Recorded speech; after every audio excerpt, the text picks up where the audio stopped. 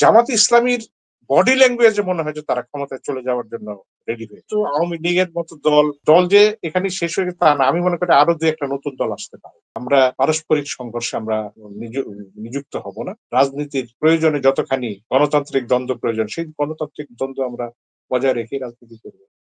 আপনি নিজে বলছিলেন এবং আমাদেরও অনেকটা সন্দেহ যে নতুন যে দলটি গঠন হলো ছাত্রদের, সেটি জামাতে ইসলামেরই বি টিম অথবা সি টিম, কারণ কেউ কেউ এবি পার্টিকেও জামাতে ইসলামের বি টিম বলে থাকে।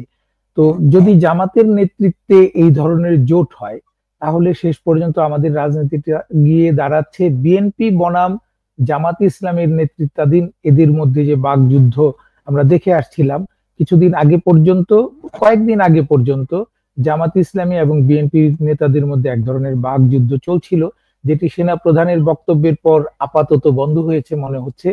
আবার অন্য কারণে বন্ধ হয়ে থাকতে পারে, সেটি হচ্ছে যে রমজান চলে এসেছে। রমজানের মধ্যে আমাদের রাজনৈতিক কর্মকাণ্ড শুধু ইফতার পার্টিতে সীমাবদ্ধ হয়ে যায়। রমজানের পর পর হয়তো বর্ষা চলে আসবে, বর্ষার মধ্যেও আমাদের মাঠের রাজনীতি অনেকটাই সংকুচিত হয়ে যাবে। তখন বক্তৃতা বিবৃতির রাজনীতিগুলি চলবে। এই যে বিএনপি এবং জামাত ইসলামী ও জামাত ইসলামীর নেতৃত্বাধীন যে জোট হতে যাচ্ছে বা হতে পারে, তাদের মধ্যে যে এই বিতণ্ডা, সেটি কি আরো বড় রকমের হতে পারে বা সংঘাতের দিকে নিয়ে যেতে পারে বলে মনে হয়? না, সংঘাতের দিকে যাবে না। যেটা হচ্ছে যে যেহেতু আওয়ামী লীগের মতো দল এখন রাজনীতিতে অনুপস্থিত, সেই কারণে এখন ক্ষমতায় যাবার প্রতিযোগিতায় বিএনপি জামাত তো নিযুক্ত হবে। এটা স্বাভাবিক, এটা তো স্বাভাবিক, তারা ক্ষমতায় যেতে চাইবে।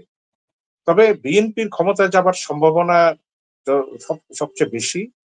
জামাত ইসলামীর বডি ল্যাঙ্গুয়েজে মনে হয় যে তারা ক্ষমতায় চলে যাওয়ার জন্য রেডি হয়ে গেছে, কিন্তু জামাত গণভিত্তিক দল নয় এবং জামাতের আসন সেই তুলনায় আমি মনে করি যে একটি সরকার গঠনের মতো আসন পাওয়ার জায়গা নেই। যদিও জামাতের ভোট বাড়তে পারে, বাড়াটা অস্বাভাবিক নয়। এর সঙ্গে যদি ছাত্ররা যুক্ত হয়, কারণ ছাত্রদের নির্বাচনী পরিকল্পনা আছে এবং সেই নির্বাচনী পরিকল্পনায় তাদের প্রার্থীর একটা সংকট, সব তো আর ইয়াং প্রার্থী দিয়ে নির্বাচন করানো যাবে। তো সেই জায়গায় এই প্রার্থীর সংকটকে তারা মোকাবেলা করতে দেখা যাবে যে জামাত ইসলামী অথবা তাদের সঙ্গে যারা অ্যালায়েন্স করবে সেখান থেকে তারা দিবে। এবং এটা একটা কিংস পার্টি হিসাবে একটা অপপ্রচার আছে।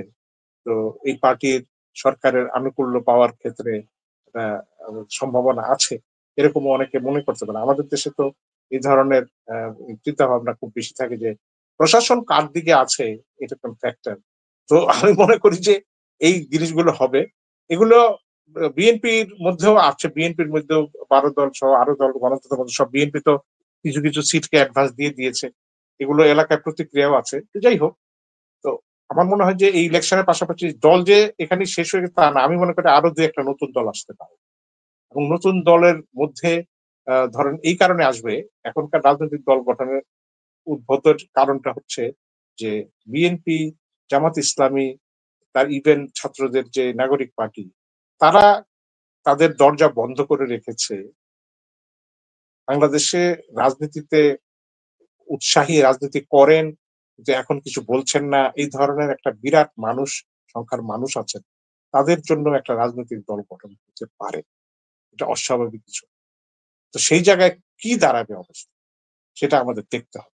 কিন্তু রাজনৈতিক প্রতিপক্ষের প্রতি একটা কথামালার রাজনীতি, বিবাদের রাজনীতি হবে, কিন্তু এটা কখনো সংঘর্ষের রূপ নেবে বলে আমি মনে করি না। কারণ এখন আমরা ওইটুক পর্যায়ে একমত যে আমরা পারস্পরিক সংঘর্ষে আমরা নিযুক্ত হব না। আমরা রাজনীতির প্রয়োজনে যতখানি প্রতিযোগিতামূলক রাজনীতির জন্য যতখানি আহ মানে গণতান্ত্রিক দ্বন্দ্ব প্রয়োজন, সেই গণতান্ত্রিক দ্বন্দ্ব আমরা বজায় রেখে রাজনীতি করবো। এটুক ক্ষেত্রে আমি মনে করি যে বর্তমান রাজনৈতিক দলগুলো সচেতন আছে।